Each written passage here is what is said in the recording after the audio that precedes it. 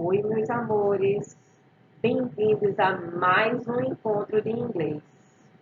Espero que vocês estejam aproveitando bastante. Vamos começar? Simple past versus present perfect. Passado simples versus presente perfeito. A educação é uma coisa admirável. Mas é bom recordar que nada do que vale a pena saber pode ser ensinado.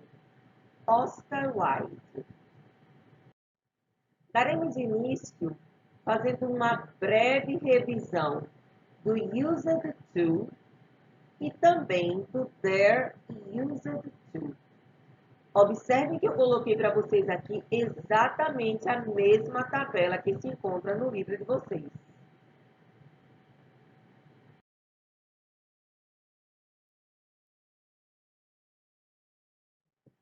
E antes de começarmos a comparar os dois tempos verbais, vamos dar uma breve revisada sobre eles. Então, simple past. O simple past, também chamado de past simple, é um dos tempos verbais do inglês.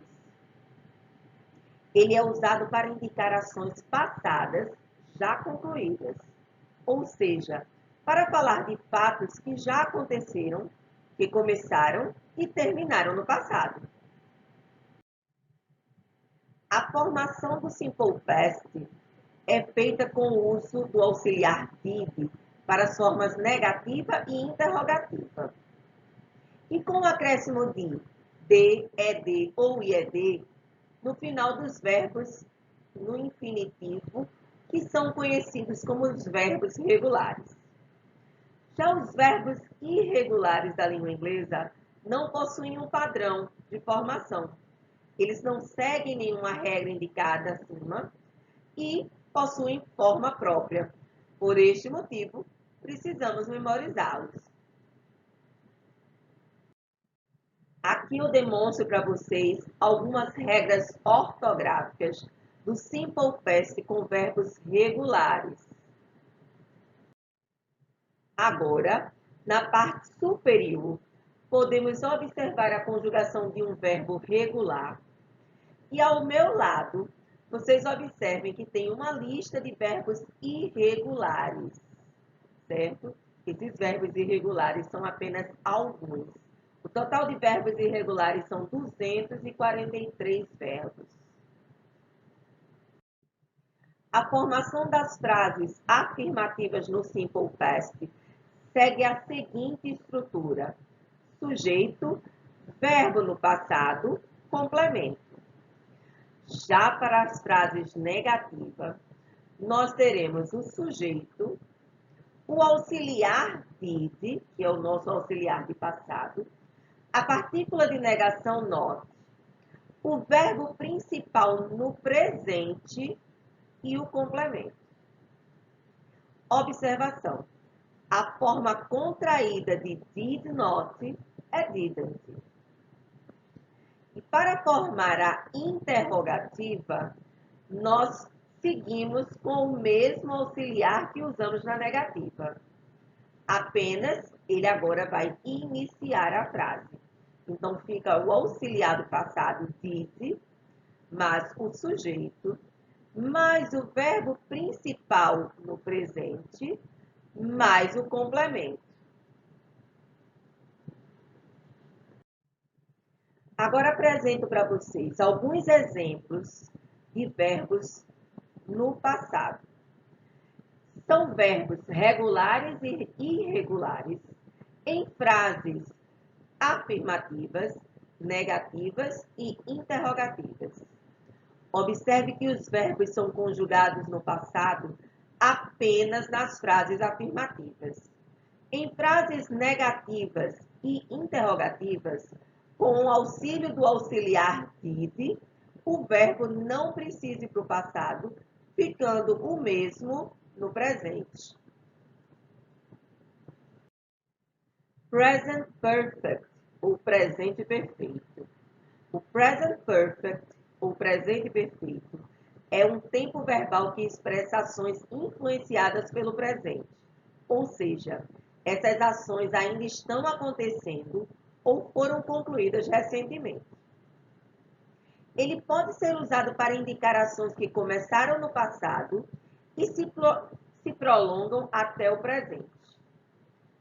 Na língua portuguesa, não há nenhum tempo verbal equivalente ao presente perfeito.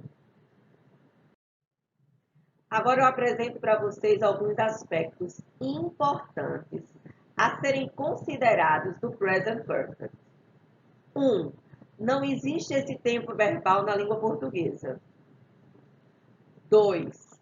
Associa-se o present perfect entre uma ação do passado que tenha uma relação com o presente. 3. O present perfect tem a ver também com uma ação do passado que traz um resultado ao presente. 4. Dependendo do caso, não se menciona uma data específica. Formação do present perfect simple. O present perfect é formado pelo verbo auxiliar have, no caso have ou has para a terceira pessoa do singular, certo? Conjugado no presente, mais o passado particípio do verbo principal. Mas atenção! Lembre-se que as flexões do particípio passado dos verbos regulares é igual às flexões do simple past, ou seja, eles têm as terminações de, ed ou ied, dependendo do final do verbo. Já o particípio passado dos verbos irregulares, essas formas verbais elas se modificam bastante e por não seguir nenhum padrão, também precisaremos memorizar. E agora apresento a vocês a conjugação de um verbo regular no present perfect.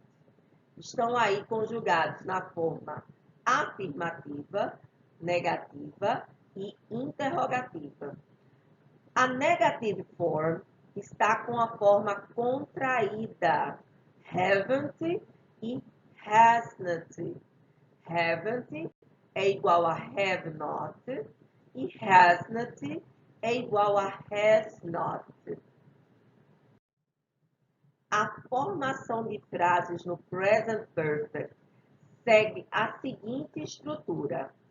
Para as formas afirmativas, sujeito mais auxiliar have ou has, verbo principal no particípio passado, mais complemento.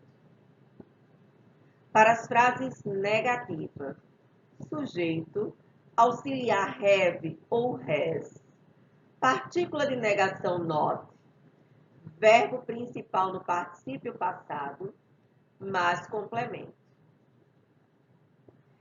E para as frases interrogativas, o auxiliar have ou has inicia a frase, seguido do sujeito, mais o verbo principal no particípio passado, mais o complemento.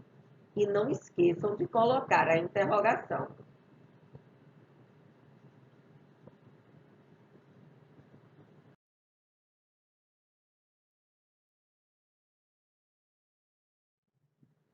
Comparando o present perfect ao simple past. Devemos sempre utilizar o present perfect quando o período de uma ação for irrelevante e não estiver especificado. Alternativamente, utilizaremos sempre o simple past quando forem fornecidos ou solicitados os detalhes sobre o período ou lugar de uma ação. I lived in Lyon. I lived in Lyon in 1989. They have eaten Thai food. They ate Thai food last night. Have you seen Othello? Where did you see Othello? We have been to Ireland. When did you go to Ireland?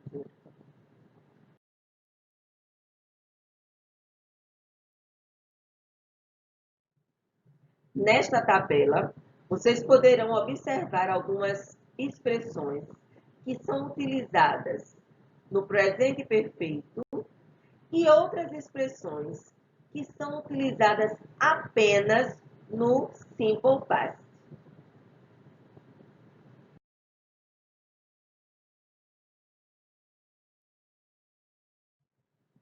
E como o present perfect, ele não tem determinação de tempo, geralmente usamos com ele for e since. For, ele é utilizado quando vamos nos referir à duração, ao tempo que foi estabelecida aquela ação. Já o since, nós utilizamos para falar do ponto de início em que aquela ação começou a ser realizada.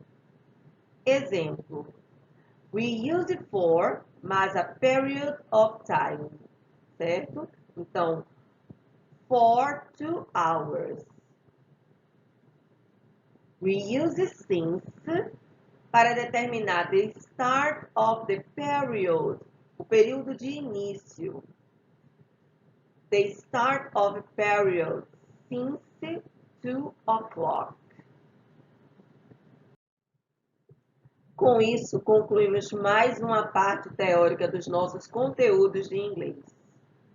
Para que os estudos fiquem completos, não deixem de realizar as atividades propostas para vocês.